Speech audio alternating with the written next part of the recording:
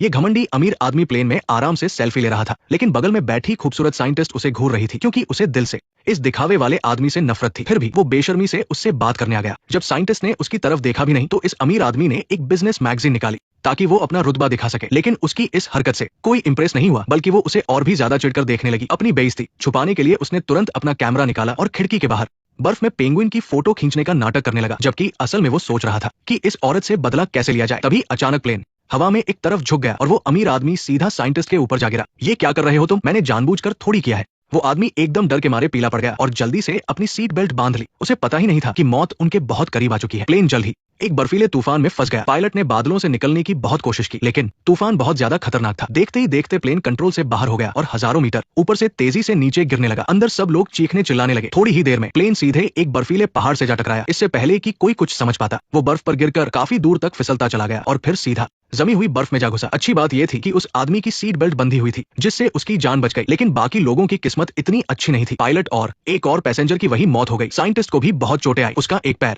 लोहे की भारी प्लेट के नीचे दब गया था, जिससे वो हिल भी नहीं पा रही थी। वो मदद के लिए जोर जोर से चिल्लाने लगी। उसकी आवाज सुनकर वो आदमी तुरंत वहां आया और बिना कुछ सोचे उसे बचाने में लग गया। लेकिन जैसे ही उसने पूरी ताकत से वो प्लेट उठाने की कोशिश की, अचानक प्लेन का वो हिस्सा तेजी से नीचे पानी में डूबने लगा और अंदर खूब सारा पानी भरने लगा। खुद को बचाने के लिए उसने एक बैग उठाया और उसे तड़पता हुआ छोड़कर वहां से भागने लगा, क्योंकि उसे पता था कि प्लेन बहुत जल्द समुद्र में डूब जाएगा और वो किसी अजनबी के लिए अपनी जान नहीं देना चाहता था। बेचारी लड़की को दर्द सहते हुए खुद ही प्लेट को उठाने की कोशिश करनी पड़ी, लेकिन वो हिली तक नहीं। अब वो पूरी तरह निराश हो चुकी थी। लेकिन जैसे ही उसने हार मानी, वो आदमी अचानक वापस आ गया। शायद उसे दया आ गई थी। उसने पहले आग बुझाने वाले सिलेंडर से प्लेट को अटकाया और फिर उसके जूते के फीते खोले। एंड मौके पर उसने पूरी ताकत लगाकर लड़की को वहां से बाहर खींच लिया। लेकिन जैसे ही वो दोनों प्लेन से बाहर निकले, वो पूरा प्लेन उनके सामने ही पानी में डूब गया। हालांकि वो अभी के लिए मौत के मुंह से बच गए थे, लेकिन इस सुनसान अंटार्कटिका में जिंदा कैसे रहेंगे, ये बहुत बड़ा सवाल था। फोन में नेटवर्क नहीं था और किसी को भी उनके क्रैश की सही लोकेशन के बारे में नहीं पता था। अब उनके सामने जिंदगी की सबसे बड़ी चुनौती आने वाली थी। जमा देने वाली ठंड, खाने की कमी और कई अनजाने खतरे उनका इंतजार कर रहे थे। हवा रुक गई थी। हवा रुक गई। बहुत बढ़िया, जल्दी चलो, मौसम बदलने वाला है।